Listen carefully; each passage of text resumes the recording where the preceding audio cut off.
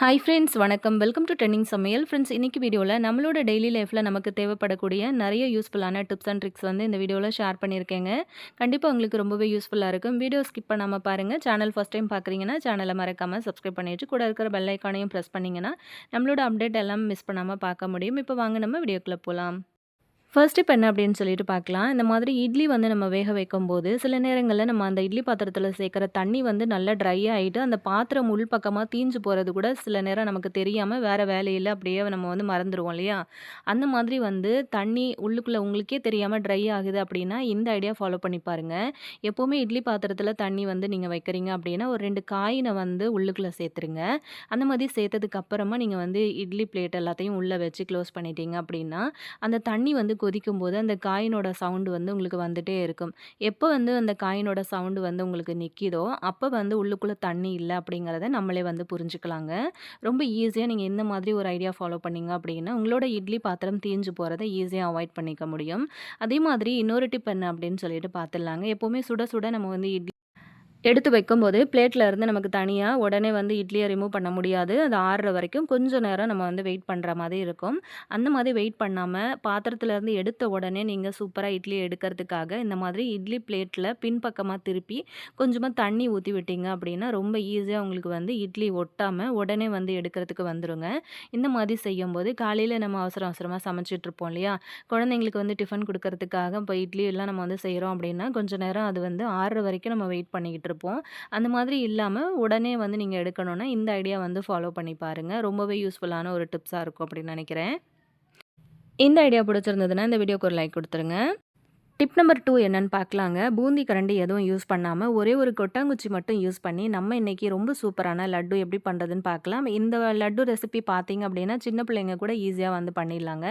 இதுக்கு வந்து நான் 1 கப் அளவுக்கு கடலை மாவு எடுத்து ஒரு பவுல்ல வந்து சேர்த்துருக்கேன். அதில கொஞ்சம் கொஞ்சமா தண்ணி ஊத்தி, நம்ம வந்து ஃபர்ஸ்ட்டு தோசை மாவோட பதத்துக்கு கலந்துரலாங்க. அதுக்கு முன்னாடி கொஞ்சமா வந்து ஃபுட் கலர் ஆட் பண்ணிக்கோங்க. அது கூட கொஞ்சமா வந்து ஆப்ப சோடா இருக்கு இல்லையா? அது வந்து சேர்த்துக்கோங்க. சேர்த்துக்கிட்டு ஒரு விஸ்க் வந்து யூஸ் பண்ணி இந்த மாதிரி கட்டிகள் இல்லாமல் முதல்ல இப்படி வந்து நல்லா கரைச்சி விட்டுருங்க. அதுக்கப்புறம் கொஞ்சம் கொஞ்சமாக தண்ணி சேர்த்துக்கிட்டு நல்லா அந்த மாதிரி வந்து விஸ்க் யூஸ் பண்ணி அடிச்சு விட்டோம் அப்படின்னா உங்களுக்கு கட்டிகள் எதுவும் ஃபார்ம் ஆகாமல் அழகாக உங்களுக்கு வந்து கரைஞ்சி வந்துடும். அதுக்கப்புறம் இந்த மாதிரி ஒரு ஸ்ட்ரெயினர் யூஸ் பண்ணி அழகாக இதை வந்து ஸ்ட்ரெயின் பண்ணி எடுத்துக்கலாங்க. அந்த கட்டிகள் இருந்துச்சு அப்படின்னா எல்லாமே மேலே தங்கிடும். இந்த மாதிரி வடிகட்டி எடுக்கும்போது நல்லா ஸ்மூத்தான ஒரு பேஸ்ட்டாக உங்களுக்கு வந்து கிடைக்கும். அவ்வளோதான், நம்மளோட லட்டு செய்கிறதுக்கான மாவு வந்து சூப்பராக ரெடி ஆகிடுச்சு. இப்போ இந்த மாதிரி ஒரு கொட்டாங்குச்சி வந்து எடுத்திருக்கேன். அடியில் வந்து ஒரு ஓட்டை இருக்கிற மாதிரி பார்த்து எடுத்துக்கோங்க. நல்லா வாஷ் பண்ணிவிட்டு நான் அது வந்து எடுத்து வச்சுருக்கேங்க. இப்போ இதை யூஸ் பண்ணி தான் நம்ம இன்றைக்கி பூந்தி பொரிக்க போகிறோம். இந்த மாதிரி வந்து நீங்கள் யூஸ் பண்ணி பூந்தி பொரிக்கும்போது உங்களோட லட்டு வந்து நல்லா சாஃப்டாக சூப்பராக வரும். கஷ்டமே இல்லாமல் நீங்கள் வந்து லட்டு செஞ்சிடலாம். இந்த மாதிரி வந்து கரைச்சி எடுத்து வச்சுருந்தோம் இல்லையா மாவு, அதை வந்து இந்த கொட்டாங்குச்சிக்குள்ளே சேர்த்துக்கோங்க. அதுக்கு முன்னாடி ஒரு விரலை வச்சு பின்பக்கமாக இருக்கிற ஓட்டையை அப்படியே வந்து ப்ரெஸ் பண்ணி மூடிக்கோங்க. இப்போ வந்து ஸ்டவ் ஆன் பண்ணி கொஞ்சமாக ஆயில் வந்து அடுப்பில் வச்சுருக்கேன். ஆயில் வந்து சூடானதுக்கப்புறம் நம்ம எடுத்து வச்சுருந்தோம் இல்லையா இந்த கொட்டாங்குச்சிக்கு அந்த மாவு, அதை வந்து இப்படியே அந்த விரலை கொஞ்சம் கொஞ்சமாக நீங்கள் வந்து விட்டு விட்டு இந்த மாவை வந்து சுற்றி சுற்றி ஊற்றி விடுங்க. இந்த மாதிரி பண்ணும்போது உங்களுக்கு வந்து நல்லாவே பூந்தி அழகாக பொரிஞ்சு வந்துடும். இப்படி ஃபுல்லாகவே வந்து நீங்கள் ஊற்றி விட்டீங்க அப்படின்னா அழகாக உங்களுக்கு வந்து எல்லா மாவுமே வந்து கீழே வந்துடும். அதுக்கப்புறம் இன்னொரு பேட்ச் மாவு இருந்தது அப்படின்னாலும் நம்ம அதையும் வந்து சேர்த்து பொரித்து எடுத்துக்கலாம். இந்த மாதிரி இருக்கிறதுனால உங்களுக்கு வந்து பார்க்கும்போது தெரியும். நம்ம வந்து பூந்தி கரண்டி வந்து யூஸ் பண்ணி பூந்தி பொரிக்கும்போது உதிரி உதிரியாக தனித்தனியாக இருக்கும். ஆனால் நீங்கள் இந்த மாதிரி வந்து செய்யும்போது உங்களுக்கு இந்த மாதிரி தான் வரும். கொஞ்ச நேரம் பொரிஞ்சதுக்கப்புறம் இதை வந்து தனியாக ஒரு பிளேட்டில் எடுத்து மாற்றி வச்சுக்கலாம். உங்களுக்கு பூந்தி வந்து எந்த மாதிரி பொரிஞ்சு வந்தாலுமே நம்ம வந்து இன்னொரு ஸ்டெப்பு அதை வந்து பண்ணும்போது பூந்தி வந்து அழகாக உங்களுக்கு லட்டுக்கு தேவையான ஒரு பதத்தில் ரெடி ஆகிடும். இன்னொரு பேட்ச் வந்து மாவு இருந்ததுன்னு சொன்னேன் இல்லையா? ஸோ அதையும் வந்து இதே மெத்தடில் நம்ம வந்து விட்டு பொரிச்சு எடுத்துக்கலாம். அடுப்பை வந்து நல்லா லோ ஃப்ளேம்லேயே வச்சுக்கோங்க. ஹை ஃப்ளேமில் வச்சுட்டிங்க அப்படின்னா மாவு வந்து டக்குன்னு தீஞ்சு போயிடும். ஸோ அந்த மாதிரி இல்லாமல் நல்லா லோ ஃப்ளேமில் வச்சு இப்படி வந்து பொரிச்சு எடுத்துக்கோங்க. பொரிச்சு எடுத்த மாவு எல்லாத்தையுமே இந்த மாதிரி வந்து ஒரு பிளேட்டில் கொட்டி நான் ஆற வச்சுட்டேன். நல்லாவே இப்போ வந்து ஆறி வந்துருச்சு. இப்போ பார்த்தீங்கன்னா உங்களுக்கு தெரியும் நல்லா உதிரி உதிரியாக இருக்கு இல்லையா? இப்போ இதை வந்து நம்ம என்ன பண்ணலாம் அப்படின்னு சொல்லிட்டு பார்க்கலாங்க. இந்த மாதிரி வந்து ஒரு மிக்ஸி ஜார் வந்து எடுத்துக்கோங்க. மிக்ஸி ஜாரில் வந்து சேர்த்ததுக்கு அப்புறமா பல்ஸ் மோடில் போட்டு ஒரு 2, 3 தடவை வந்து நீங்கள் அடித்து எடுத்துகிட்டு வந்துட்டீங்க அப்படின்னா உங்களுக்கு பூ போல் உதிரி உதிரியாக உங்களுக்கு வந்து பூந்தி சூப்பராக ரெடி ஆகிடும். இந்த மாதிரி செய்யும்போது நம்மளோட லட்டு வந்து சாப்பிட்றதுக்கு ரொம்ப டேஸ்ட்டாக இருக்கும். நமக்கு வந்து பேக்கரியிலலாம் கிடைக்குது பார்த்தீங்களா, அதே மாதிரி ஒரு டெக்ஸ்சர்லேயே இருக்கும் உங்களுக்கு லட்டு. இந்த மாதிரி பண்ணினதுக்கப்புறம் ஒரு பிளேட்டில் நான் இதை வந்து தனியாக கொட்டி எடுத்து வச்சுக்கிறேன். அவ்வளோதான், நம்மளோட லட்டுக்கு தேவையான பூந்தி வந்து ரொம்ப சூப்பராக ரெடி பண்ணிட்டோம். பாருங்க, நான் கைகள்ல வந்து எடுத்து காட்டும்போதே உங்களுக்கு தெரிஞ்சிருக்கும். எந்த அளவுக்கு சாஃப்ட்டா நல்லா பூ போல இருக்கு பாருங்க, உதிரி உதிரியா. இத வந்து நம்ம தனியா எடுத்து வச்சுக்கலாங்க. இப்போ நம்ம வந்து பாகு ரெடி பண்ணிக்கலாம். பாகு ரெடி பண்ணுறதுக்கு பார்த்தீங்க அப்படின்னா, அந்த டம்ளர்ல மாவு எடுத்தோம் இல்லையா? 1 டம்ளர் மாவு. அதில வந்து ஒரு 3/4 கப் அளவுக்கு நான் வந்து சர்க்கரை எடுத்திருக்கேன். அது கூட ஒரு 1/4 கப்புக்கும் குறைவா கொஞ்சமா தண்ணி சேர்த்துக்கிட்டு, இத வந்து அப்படியே கலந்து விட்டுட்டே இருங்க. அதில ஒரு 2, 3 ஏலக்காய நல்லா இடிச்சுட்டு சேர்த்துக்கோங்க. லைட்டான அந்த பாகு பதம் வரும் பார்த்தீங்களா? அந்த டைம்ல நம்ம வந்து ரெடியா எடுத்து வச்சிருக்கிற பூந்திய உள்ளுக்குள்ள வந்து கொட்டிடலாம். லைட்டா அந்த பாகு வந்து ஒரு பிசுபிசுப்பு தன்மையோட இருக்கும். அந்த டைம்ல நம்ம வந்து பூந்திய கொட்டிடலாம். கொட்டிட்டு ஒரு 2, 3 நிமிஷத்துக்கு நல்லா லோ ஃப்ளேம்ல வச்சு இப்படி வந்து கிளறி விட்டுட்டே இருந்தீங்க அப்படின்னா, நல்லாவே அது வந்து அப்சர்வ் ஆயிடும். அதாவது அந்த பாகு எல்லாத்தையுமே அந்த மாவு நல்லா இழுத்துக்கும். இந்த டைம்ல உங்களுக்கு தேவையான அளவுக்கு நெய் வந்து சேர்த்துக்கோங்க. கொஞ்சம் கொஞ்சமா நெய் வந்து ஆட் பண்ணி இப்படி வந்து கலந்து விட்டுட்டே இருந்தீங்க அப்படின்னா, நல்ல இந்த மாதிரி ஒரு பதத்தில வந்துருங்க. அதுக்கப்புறம் நம்ம வந்து ஸ்டவ் ஆஃப் பண்ணிட்டு, இத அப்படியே வந்து மூடி எடுத்து வச்சிடலாம். 5 நிமிஷம் கழிச்சு ஓப்பன் பண்ணி பார்த்தோம் அப்படின்னா, உங்களுக்கு வந்து லட்டு பிடிக்கிறதுக்கு ரொம்ப சூப்பரா இது வந்து ரெடி ஆயிட்டு இருக்கும். இப்ப பாருங்க, கொஞ்சம் வெதுவெதுப்பான சூடு இருக்கும்போது நல்லா இத வந்து கலந்து விட்டுருங்க. அதுக்கப்புறமா உடைச்சு வச்சிருக்கிற முந்திரி பருப்பு, நல்லா சின்ன சின்ன பீஸா நான் வந்து கட் பண்ணி எடுத்து வச்சிருக்கிறேன். அது எல்லாத்தையுமே உள்ள சேர்த்துக்கலாம். இந்த டைம்ல வெள்ளரி விதை இதெல்லாம் இருந்துச்சு அப்படின்னா கூட நீங்க வந்து தாராளமா சேர்த்துக்கலாம். உங்களுக்கு பிடிச்ச மாதிரியான நட்ஸ் கூட தாராளமா சேர்த்துக்கலாம். இப்போ மாவு வந்து சூப்பரா ரெடி ஆயிடுச்சு. இப்போ லைட்டா வந்து நெய் கையில தொட்டுக்கிட்டு நம்ம வந்து லட்டு வந்து பிடிக்க ஸ்டார்ட் பண்ணிடலாங்க. உங்களுக்கு தேவையான சைஸ்ல நீங்க வந்து பிடிச்சுக்கோங்க. இப்போ ஃபெஸ்டிவல் டைம்லாம் வருது அப்படின்னா, ரொம்ப ஈஸியா நம்ம வந்து நெனச்ச உடனே ஒரு 1/2 மணி நேரத்திலேயே வந்து 1 கிலோ லட்டு வந்து பண்ற அளவு கூட ரொம்ப ஈஸியா நீங்க வந்து பண்ணி எடுத்துற முடியுங்க. கஷ்டமே இருக்காது. எந்த அளவுக்கு இதில வந்து நட்ஸ் எல்லாம் சேர்க்குறீங்களோ, அந்த அளவுக்கு நல்லா டேஸ்ட் குடுக்கும். நம்ம வந்து நெய்யும் இதில வந்து ஆட் பண்ணியிருக்கிறதுனால, உங்களுக்கு வந்து நல்லா ஃப்ரெஷ்ஷா இருக்கும். உங்களுக்கு சீக்கிரத்தில இது வந்து கெட்டு போகாது. உங்களுக்கு பிடிச்ச மாதிரியான சைஸில வந்து இந்த மாதிரி சின்ன சின்னதா வந்து உருட்டி எடுத்துக்கோங்க. அவ்வளோதான், ஃபைனலா நம்மளோட லட்டு வந்து ரொம்ப சூப்பரா ரெடி ஆயிடுச்சு. இதுக்காக அப்படின்னு சொல்லிட்டு நம்ம பூந்தி கரண்டி இல்லையே அப்படின்னு சொல்லிட்டு நம்ம வந்து லட்டு பண்ணாம இருக்க போறதில்ல. ஒரு கொட்டாங்குச்சி இருந்துச்சு அப்படின்னாலே ரொம்ப அழகா, ரொம்ப ஈஸியா நம்ம வந்து செஞ்சிடலாங்க. சின்ன பிள்ளைங்க கூட பார்த்த உடனே செய்ற மாதிரி ரொம்பவே ஈஸியா தான் இருந்திருக்கும்னு நெனைக்கிறேன். இந்த ஐடியாவும் உங்களுக்கு பிடிச்சிருக்கும்னு நெனைக்கிறேன். பிடிச்சிருந்ததுன்னா மறக்காம இந்த வீடியோக்கு ஒரு லைக் குடுத்துட்டு, அப்படியே உங்க ஃப்ரெண்ட்ஸ் கூட ஷேர் பண்ணிக்கோங்க. நெக்ஸ்ட் டிப் பார்க்கலாம். இந்த மாதிரி ஆப்பிள்லாம் நம்ம வந்து கட் பண்ணுவோம் இல்லையா? குழந்தைங்களுக்கு ஸ்நாக்ஸ்க்கெல்லாம் குடுத்து விடுறோம் அப்படின்னா, ஆப்பிள் கட் பண்ணும்போது, இது வந்து கலர் ஒரு மாதிரி சேஞ்ச் ஆயிடும் பாருங்க. அந்த மாதிரி கலர் சேஞ்ச் ஆயிடுச்சு அப்படின்னா, ஒரு சில குழந்தைங்க வந்து சாப்பிட மாட்டாங்க. அந்த மாதிரி கலர் சேஞ்ச் ஆகாம இருக்கிறதுக்காக, இப்போ நம்ம என்ன பண்ணலாம் அப்படின்னு சொல்லிட்டு பார்க்கலாம்.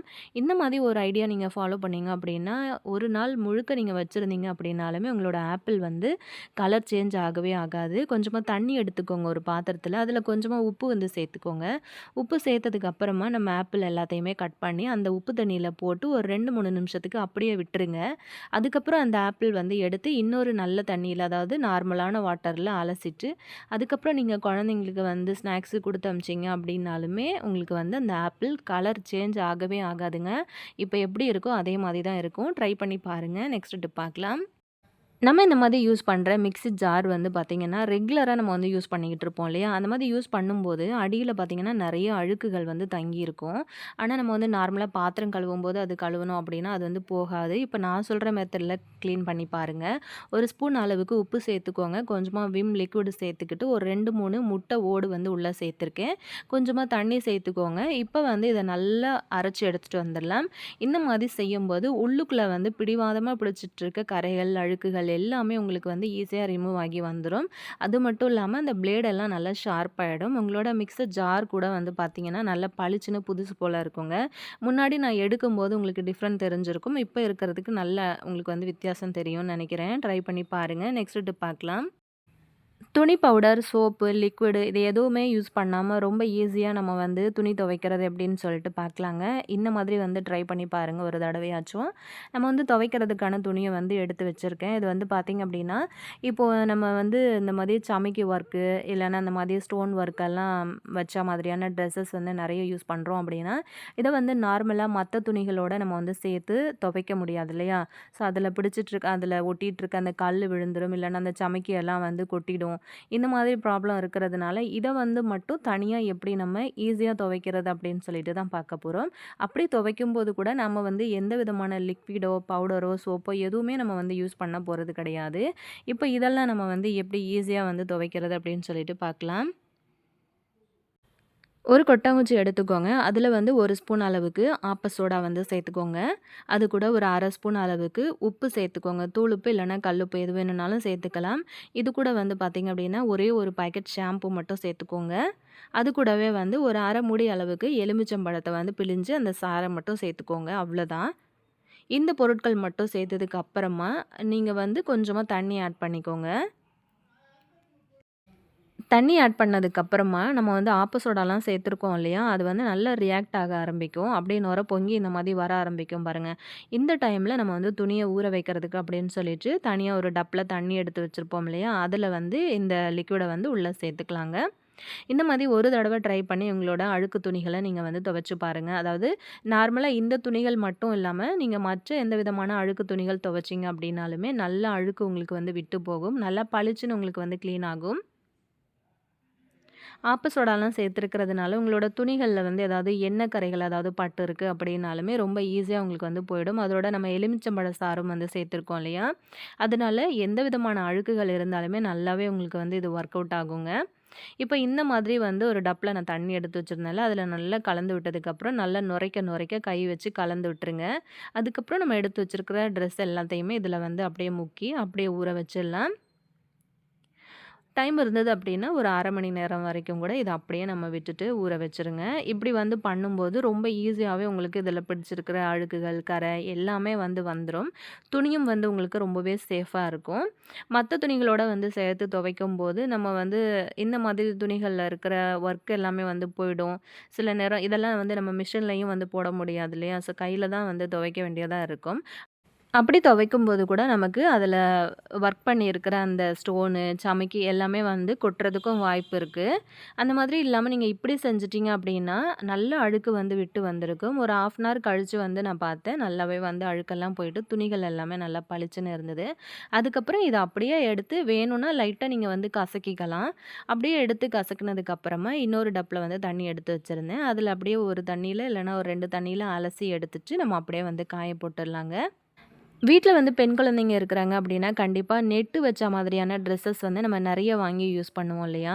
அந்த மாதிரி ட்ரெஸ்லாம் வந்து பார்த்தீங்கன்னா, மத்த துணிகளோட வந்து சேர்த்து துவைச்சு நம்ம வாஷிங் மிஷின்லலாம் போட்டு துவைக்கவே முடியாது. துணி ஃபுல்லாவே வந்து டேமேஜ் ஆகி கிழிஞ்சு போறதுக்கும் வாய்ப்பு இருக்கு. அந்த மாதிரியான பிரச்சனைகள் எல்லாத்தையுமே ரொம்ப ஈஸியா நீங்க இப்படி துவைச்சு அலசுனீங்க அப்படின்னா, உங்களோட துணிகளும் சேஃபா இருக்கும். டேமேஜ் ஆகாது. பார்த்தீங்கன்னா, உங்களுக்கு தெரியும். ஒரு 1/2 அன் ஹவர் நல்லா ஊறுனதுக்கு அப்புறமா, நான் வந்து அலசிட்டு, அப்படியே பிழிஞ்சு இன்னொரு தண்ணீல அலசிட்டு, அதுக்கப்புறம் அந்த பெரிய டப்லயே கொஞ்சம் தண்ணி எடுத்து வச்சிருக்கேன். அதில திரும்ப வந்து சேர்த்துட்டு, கொஞ்சமா வந்து கம்ஃபர்ட் போட்டு ஃபுல்லாவே வந்து அலசி எடுத்துட்டேங்க. அவ்வளோதான். இப்ப கம்ஃபர்ட் போட்டு அலசுனதுக்கு அப்புறமா, இது எல்லாத்தையும் தண்ணி எல்லாம் பிழிஞ்சதுக்கப்புறம், இன்னொரு டப்ல இத வந்து மாத்திக்கலாம். மாத்தி எடுத்ததுக்கப்புறம், அப்படியே நான் வந்து எடுத்துட்டு போயிட்டு காய போட்டேன். துணி வந்து பார்க்கறதுக்கு நல்லா ஃப்ரெஷ்ஷா, அழுக்கு இல்லாம நல்லாவே இருந்தது. ஒரு தடவ நீங்க இந்த மாதிரி வந்து ட்ரை பண்ணி துவைச்சு பாருங்க. அது மட்டும் இல்லாம உங்க வீட்டு பசங்க வந்து ஒயிட் கலர்ல யூனிஃபார்ம் போடுறாங்க அப்படின்னா, அந்த மாதிரி துணிகள கூட நீங்க இந்த மாதிரி ஒரு லிக்விட் வந்து ரெடி பண்ணிட்டு ஊற வச்சீங்க அப்படின்னா, அந்த காலர்ல இருக்கிற அழுக்குகள் எல்லாமே வந்து ரொம்ப ஈஸியாவே உங்களுக்கு வந்து விட்டு போயிடும். கண்டிப்பா இந்த மாதிரி ஒரு மெத்தட்ல நீங்க வந்து துணிகள துவைச்சு பாருங்க. ரொம்பவே ஈஸியாவும் இருக்கும்.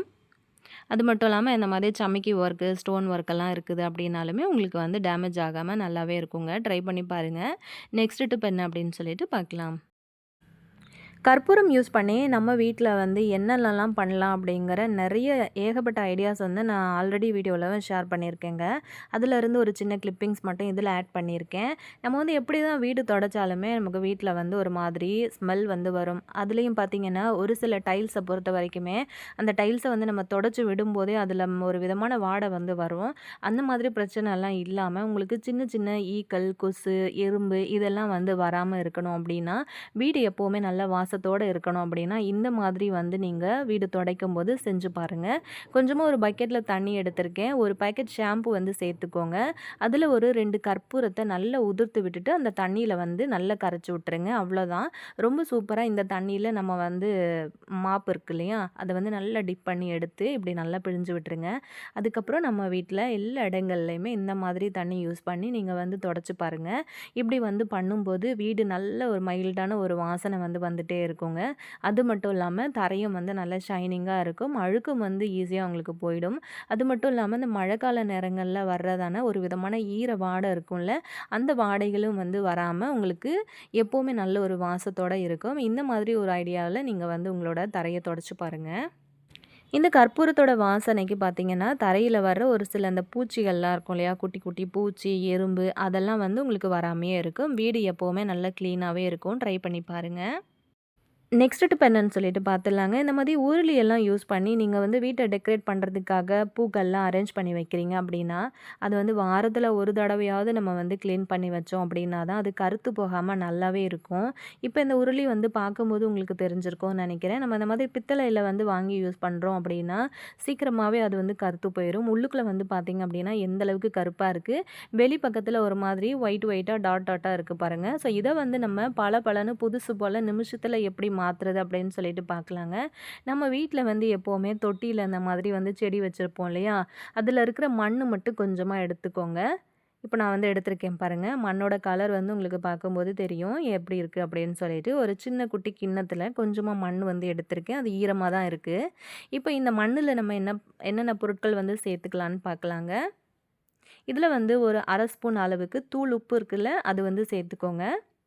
அது கூட ஒரு அரை மூடி அளவுக்கு எலுமிச்சம்பழம் சாறு வந்து சேர்த்து நல்லா பிழிஞ்சு விட்டுருங்க. அவ்வளோதாங்க. இந்த 3 பொருட்கள் மட்டும்தான் நம்ம இன்றைக்கி சேர்த்துருக்கோம்.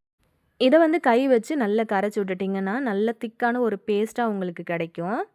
ரொம்பவே எஃபெக்டிவான ஒரு பேஸ்ட்டுங்க. செலவு இல்லாமல் ரொம்ப ஈஸியாக நம்ம இதை வந்து க்ளீன் பண்ணுறதுக்கு அழகாக இதை வந்து யூஸ் பண்ணிக்கலாம்.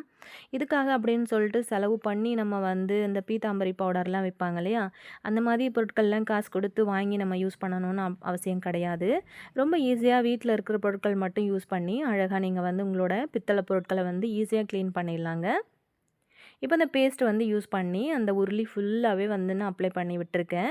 இதை பண்ணினதுக்கப்புறம் ஒரு 10 நிமிஷம் வரைக்கும் கூட அதை அப்படியே நம்ம வந்து ரெஸ்ட்டில் விட்டுடலாம். அதுக்கப்புறம் சின்னதாக குட்டி சொம்பு ஒன்று இருந்துச்சு. ஸோ அதுக்குமே வந்து ஃபுல்லாக நான் இப்படி வந்து அப்ளை பண்ணிடுறேன். அது நல்லா அந்த அப்ளை பண்ணும்போதே பார்த்தீங்கன்னா கலர் வந்து சூப்பராக சேஞ்ச் ஆகி வந்திருக்கிறது உங்களுக்கு பார்க்கும்போது தெரியும்னு நினைக்கிறேன். ஒரு 5லேருந்து 10 நிமிஷம் வரைக்கும் கூட அப்படியே வந்து அதை டிஸ்டர்ப் பண்ணாமல் ஊற விட்டுருங்க. அதுக்கப்புறமா இந்த மாதிரி ஒரு ஸ்க்ரப்பர் வந்து யூஸ் பண்ணிக்கோங்க. லைட்டாக அந்த மாதிரி வந்து அந்த ஸ்க்ரப்பர் யூஸ் பண்ணி நல்லா இப்படி நீங்கள் தேய்ச்சி கொடுக்கும்போதே பார்த்தீங்கன்னா, அந்த கருப்பு கறைகள்லாம் மாறிட்டு, அந்த பாத்திரமே வந்து புதுசு போல் பளபளன்னு ஜொலிக்க ஆரம்பிச்சிருச்சு. இவ்வளோ நாள் இது தெரியாமல் போச்சே அப்படின்னு நம்ம யோசிக்கிற அளவுக்கு இதோட ரிசல்ட் வந்து பக்காவாக இருக்கும். இது வரைக்கும் நீங்கள் இந்த மாதிரி ஒரு மெத்தடில் க்ளீன் பண்ணல அப்படின்னா கண்டிப்பாக ஒரு தடவை நீங்கள் க்ளீன் பண்ணி பாருங்கள். சில நேரங்களில் ஒரு சிலர் வீடுகளில் இந்த மாதிரி தொட்டி வந்து வச்சு, அதாவது செடி வளர்க்குறதுக்கு வசதி இல்லை, மண் கிடைக்கல அப்படின்னு நினச்சிங்கன்னா, இந்த அகல் விளக்கு இருக்கு இல்லையா, அது கண்டிப்பாக விளக்கேற்றுறதுக்காக அப்படின்னு சொல்லிட்டு எல்லார் வீடுகள்லையுமே வாங்கி வச்சுருப்போம் இல்லையா. உடஞ்சி போன மாதிரி ஏதாவது அகல் விளக்கு இருந்தது அப்படின்னாலுமே வந்து அதை நல்லா இடித்து எடுத்துக்கோங்க. அதில் வந்து நீங்கள் கொஞ்சம் உப்பு, அதுக்கப்புறம் எலுமிச்சம்பழ சாறு அந்த மாதிரி சேர்த்துட்டு நீங்கள் பேஸ்ட்டாக ரெடி பண்ணி கூட க்ளீன் பண்ணிக்கலாம். பாருங்கள், முன்னாடி நான் காமிக்கும்போது எப்படி இருந்ததுன்னு சொல்லிட்டு, இப்போ நம்ம ஃபுல்லாக க்ளீன் பண்ணிவிட்டு நல்லா தண்ணியில் அலசி எடுத்துட்டேன். பார்க்குறதுக்கு எவ்வளோ பளிச்சுன்னு புதுசு போல் இருக்குது பாருங்கள். இந்த மாதிரி ஒரு மெத்தடில் கண்டிப்பாக உங்கள் வீட்டில் இருக்கிற பித்தளை பொருட்கள் நீங்கள் வந்து க்ளீன் பண்ணி பாருங்கள். நிமிஷத்தில் எப்படி புதுசு போல் பளபளன்னு ஜொலிக்குது அப்படின்னு சொல்லிட்டு. கண்டிப்பாக இந்த ஐடியா உங்களுக்கு ரொம்பவே யூஸ்ஃபுல்லாகவும் பிடிச்சும் இருக்கும்னு நினைக்கிறேன். பிடிச்சிருந்தது அப்படின்னா மறக்காமல் இந்த வீடியோக்கு ஒரு லைக் கொடுத்துருங்க. அப்படியே உங்கள் ஃப்ரெண்ட்ஸ் அண்ட் ஃபேமிலி மெம்பர்ஸோடையும் இந்த வீடியோ வந்து ஷேர் பண்ணிக்கோங்க. ஆல்ரெடி நம்ம சேனலில் நிறைய டிப்ஸ் வீடியோஸ் வந்து போஸ்ட் பண்ணியிருக்கோம். டைம் இருந்தது அப்படின்னா மறக்காமல் சேனல் ப்ளேலிஸ்ட்டில் கொடுத்துருக்கேன், செக் பண்ணிக்கோங்க. ரீசெண்டா போட்ட வீடியோஸோட தம்ப்நெயில் கூட இந்த வீடியோ லாஸ்ட்ல வந்து ஆட் பண்ணியிருக்கேன். அந்த வீடியோஸ்லாம் நீங்க பார்க்கல அப்படின்னா, மறக்காம வந்து சேனல்ல இருக்கு. செக் பண்ணி பார்த்துக்கோங்க. இதே மாதிரி இன்ட்ரெஸ்டிங்கான இன்னொரு நல்ல டிப்ஸ் வீடியோல நான் உங்கள திரும்ப மீட் பண்றேன் ஃப்ரெண்ட்ஸ். Thank you.